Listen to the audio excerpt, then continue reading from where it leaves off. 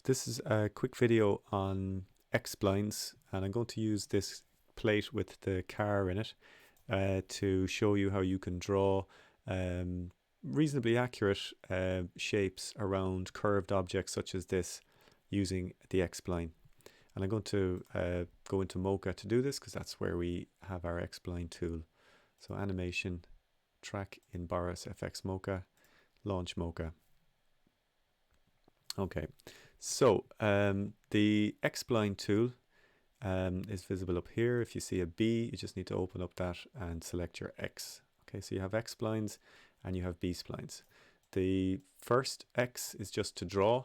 The second one with the X and a plus is to draw a second shape into a single layer, and similarly with the B and the B plus, that's to draw a Bezier or a B-spline, and then that next one is to draw a second or as many additional shapes into a single layer as you need.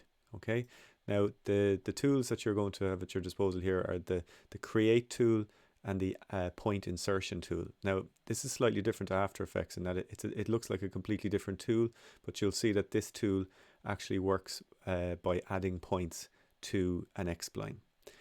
Okay, so let's get started. So I'll zoom in so I can see the car a little bit better, and I'll start clicking. Now the idea here is that you click and then you kind of overshoot the curve and then you move on.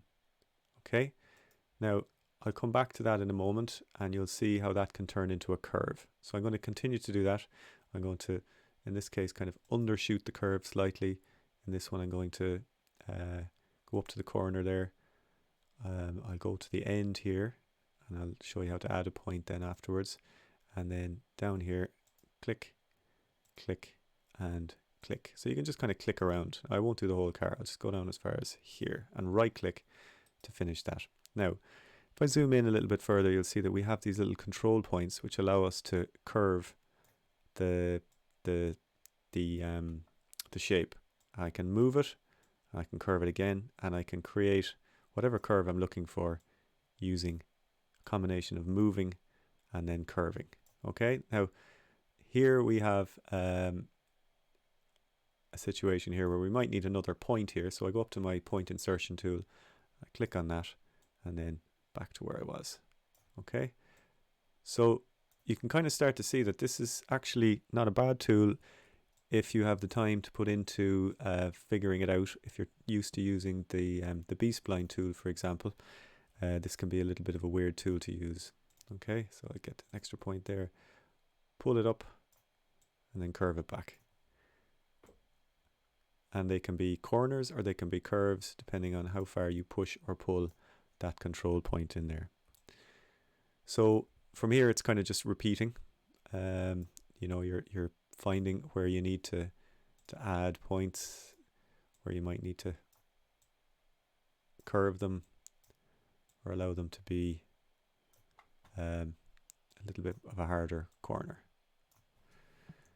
Now if you want to get rid of a point, you don't need to go up here and grab that and hold down Alt or anything like that. You just select the point and delete when you don't need to use it. Okay, so these are actually quite flexible and they're very good for drawing around curved objects such as this car, but they can also be used to, you know, you can use them to roto around hands, fingers, all kinds of things that are kind of curvy. So that is the X-spline tool. Now the B-spline tool is pretty much what you're used to using in After Effects or Illustrator or whatever, in that it is just a case of clicking, dragging, and then going in and modifying the control points afterwards. So depending on the kind of shape or even what tool you're comfortable in using, then you know you can use either the X-spline or the B-spline.